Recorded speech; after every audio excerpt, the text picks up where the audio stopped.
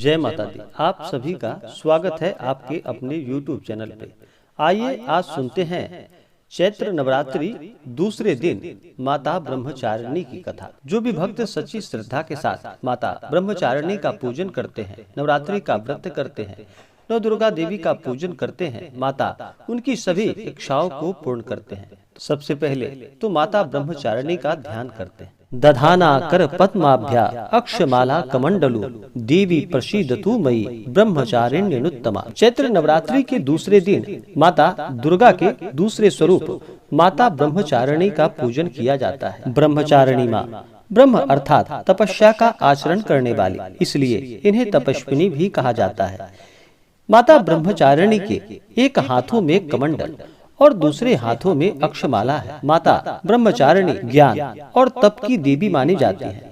माता ब्रह्मचारिणी का पूजन करने से भक्त को धैर्य, ज्ञान और कठोर परिश्रम करने का गुण प्राप्त होता है। विद्यार्थियों को माता ब्रह्मचारिणी का पूजन अवश्य ही करना चाहिए। इससे माता अति प्रसन्न होती है और कठिन परिश्रम में माता सहायता प्रदान करती है तथा माता सभी प्रकार के सुख और समृद्धि को प्रदान करती है। जो भी चैत्र नवरात्रि का व्रत करते हैं उन्हें माता ब्रह्मचारिणी के पूजन के लिए इस दिन सुबह उठ करके नित्य क्रियाओं से निवृत्त होने के बाद गंगा नदी में या घर के नहाने के पानी में थोड़ा सा गंगा जल मिला करके स्नान करना चाहिए। शुद्ध वस्त्र धारण करके उसके बाद फिर आसन पर बैठ करके माता ब्रह्मचारिणी का पूरे विधि विधान के साथ पूजन करना चाहिए। सबसे पहले तो माता ब्रह्मचारिणी का जल से अभिषेक करें, उनके ऊपर पंचामृत चढ़ाएं। पंचामृत में दूध, दही, घी, मध और शक्कर इन वस्तु को डालकर पंचामृत बनानी चाहिए और माता को अवश्य ही अर्पित करनी चाहिए। माता को पंचामृत से स्नान भी करवाना चाहिए और भोग में भी माता को पंचामृत अवश्य ही चढ़ाना चाहिए। माता को पंचामृत से स्नान कराने के बाद शुद्ध गंगा जल से माता को स्नान करवाना चाहिए। उसके बाद फिर माता ब्रह्मचारिणी को सफेद वस्त्र अर्पित करनी चाहिए। उसके बाद माता को श्रृंगार की वस्तुएं अर्पित करनी चाहिए। विशेष प्रकार से सप्तमी तिथि को और अष्टमी तिथि को माता का श्रृंगार किया जाता है विशेष प्रकार से, लेकिन प्रत्येक दिन भी माता को अवश्य ही श्रृंगार की वस्तुएं अर्पित करनी चाहिए। वस्त्र अर्पित करने के बाद उसके बाद फिर माता को अक्षत, चंदन, पुष्पों की माला माता को अर्पित करनी चाहिए। माता ब्रह्मचारिणी को गुड़हल और कमल का पुष्प अति प्रिय है और इसलिए इनकी पूजा के दौरान माता को इन फूलों को अवश्य ही अर्पित करनी चाहिए। माता को धूप और दीप दिखाने के बाद दूध से बने हुए मिठाई का भोग माता को लगाना चाहिए। फल आदि का भोग लगाना चाहिए। जो भी ऋतु फल मिल पाए ऋतु फल माता को अवश्य ही अर्पित करनी चाहिए। माता को मिश्री और पंचामृत का भी आप भोग लगाए तो यह लाभकारी होता है।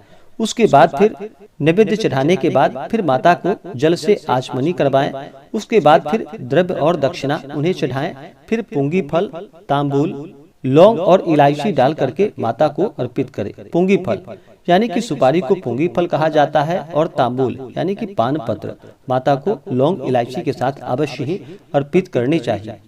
उसके बाद फिर दुर्गा सप्तशती का पाठ करना चाहिए। दुर्गा सप्तशती पाठ का कथा श्रवण करना चाहिए। दुर्गा चालीसा आदि का पाठ करना चाहिए या श्रवण करना चाहिए। इससे माता अति प्रसन्न होती है। इसके बाद फिर माता की आरती करनी चाहिए। उसके बाद फिर पुष्पांजलि करनी चाहिए।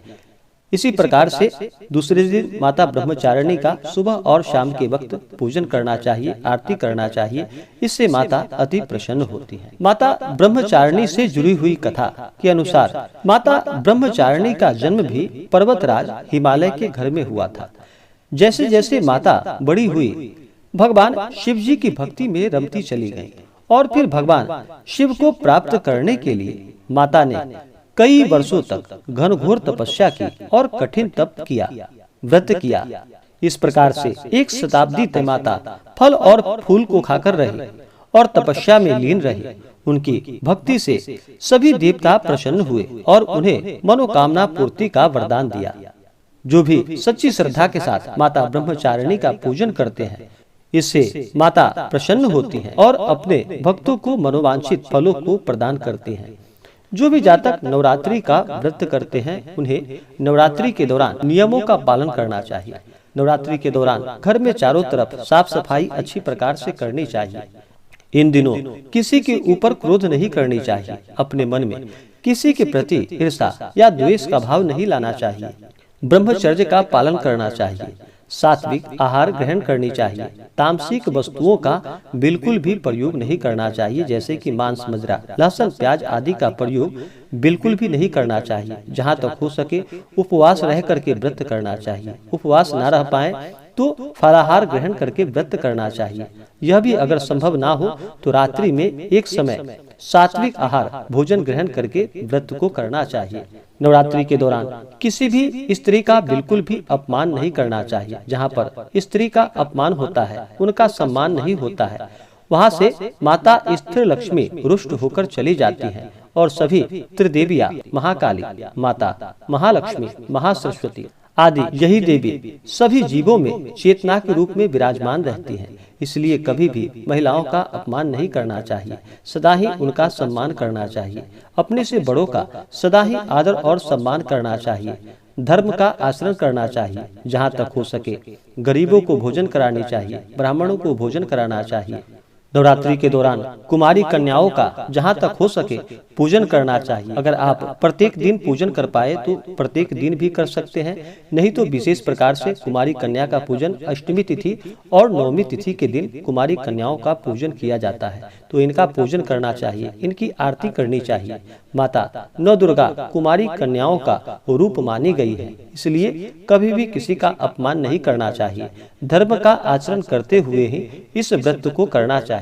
अगर व्रत के लिए मन में संशय हो तो वह व्रत निष्फल ही माना जाता है। इसी प्रकार व्रत के लिए कभी भी मन में संशय नहीं रखना चाहिए। भक्ति भाव के साथ, श्रद्धा के साथ, विश्वास के साथ माता का पूजन करना चाहिए। इससे माता अति प्रसन्न होती है और मनोवांछित फलों को प्रदान करती है। चैत्र नवरात्रि के दौरान माता के इन मंत्रों का जप करना चाहिए। या देवी सर्वभूतेषु ब्रह्मचारिणी रूपेण संस्थिता नमस्तस्यै नमस्तस्यै नमस्तस्यै नमो नमः। यह माता ब्रह्मचारिणी का मंत्र है और माता के इन मंत्रों का भी जप करना चाहिए। यह बड़ा ही लाभकारी होता है। मंत्र ओम ऐम ह्रीम क्लीम चामुंडायै विच्चै, इन मंत्रों का जप करना चाहिए। या ओम श्री दुर्गा दिव्ये नमः, इन मंत्रों का नवरात्रि के दौरान अवश्य ही जप करना चाहिए। इससे माता अति प्रसन्न होती है और अपने भक्तों को मनोवांछित फल प्रदान करती है। तो आशा करता हूँ कि जानकारी आपको अच्छा लगा हो। ऐसे ही जानकारियाँ प्राप्ति के लिए हमारे इस चैनल को लाल बटन दबा करके सब्सक्राइब जरूर करें, साथ में बेल आइकन घंटी को दबाएं ताकि मेरे वीडियो का नोटिफिकेशन आपको समय से मिलता रहे। वीडियो को लाइक करें, शेयर करें। जय माता दी, धन्यवाद।